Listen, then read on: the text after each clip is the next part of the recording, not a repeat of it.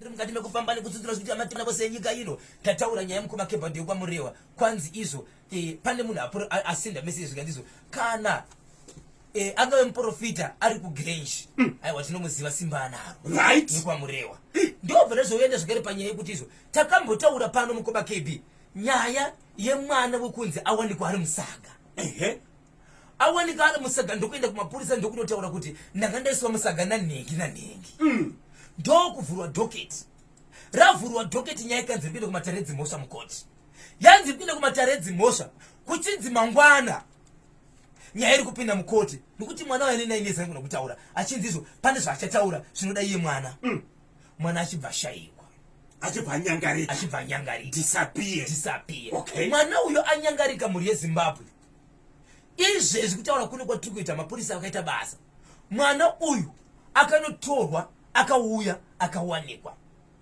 but nhasi ndo pandichakuudza iZimbabwe ndangoti ndigare ndakuudza kuti mwana uyu anga achinzi ashayikwa mwana uyu akawanikwa ari safe ari munhu akawanikwa tauda kuti anguye kuti titaurewo nemwana pachake nemhaka iye yakatiza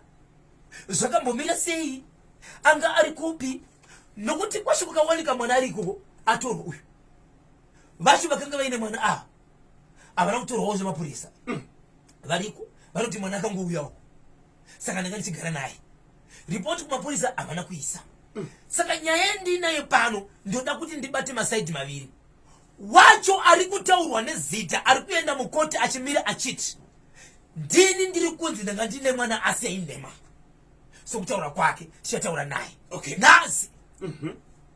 ivo vacho vanova ndo baba vemwana